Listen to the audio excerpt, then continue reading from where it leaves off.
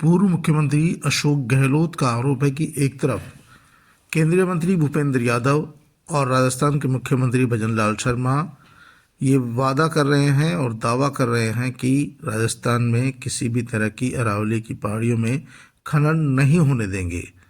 दूसरी ओर राजस्थान सरकार अरावली की पहाड़ियों में ही अवैध खनन के पट्टे जारी कर रही है। ऐसी स्थिति में सरकार का ये दोहरा मापदंड चौंकाने वाला है और मुख्यमंत्री को इस मामले में स्पष्टीकरण देना चाहिए, खनन रोकना चाहिए। पिछले दिनों से जिस प्रकार से केंद्रीय मंत्री भूपेंद्र यादव जी बयान दे रहे हैं और यहाँ के मुख्यमंत्री भजनलाल जी भी बयान दे रहे हैं कि हम किसी प्रकार से अरावली में खनन नहीं होने देंगे। हमने जो क्वेश्चंस उठाए थे आज तक 3 बार मैंने बातचीत की है मीडिया से, उसका आज तक जवाब नहीं आया और ऊपर से दबाव दे रहे हैं मीडिया पर कि आप इसको इश्यू मत बनाओ, सीएमओ इस काम में लगा हुआ है। यादव साहब हमारे केंद्रीय मंत्री राजस्थान से ही है, अलवर से ही है। मैं बता चुका हूँ सुरेश का इन्होंने क्या किया, पूरे जिले में आक्रोश है।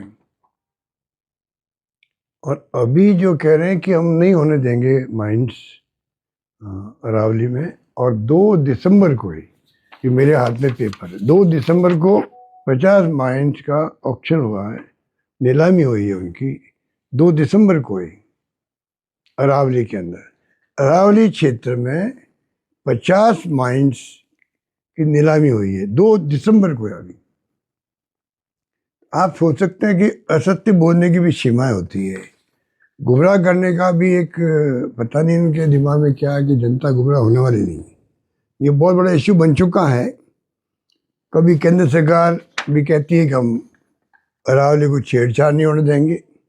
स्पष्ट आदेश जारी होने चाहिए और सुप्रीम कोर्ट में वापस जो है पहले फैसला हुआ है, जिस प्रकार से उन्होंने रिकमेंडेशन दी है भारत सरकार ने, जबकि इनके खुद के डिपार्टमेंट जो इम्पोर्टेंस रखते हैं और जो न्याय मित्र था सुप्रीम कोर्ट न्याय मित्र, उसने अपोज किया वहाँ पर, तब भी फैसला आ गया इस प्रकार का, जब कभी होता नहीं है।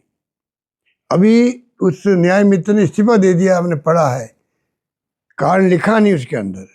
अब हम लिंक करते हैं कि शायद इसके कारण दिया होगा कि उसकी ब्रीफिंग को नहीं माना गया।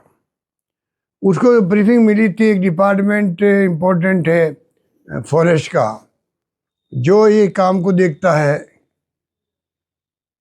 उसकी ब्रीफिंग उसको मिली होगी न्याय मित्र को।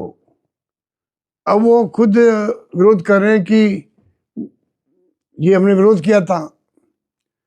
भारत सरकार का खुद का विभाग फॉरेस्ट का जो रिकमेंडेशन देता है, उसने कहा हमने रिकमेंडेशन नहीं दी है, और जो न्याय मित्र था उसने इस्तीफा दे दिया। तो ये सरकार उलझती जा रही है और पब्लिक इंटरेस्ट में चाहिए।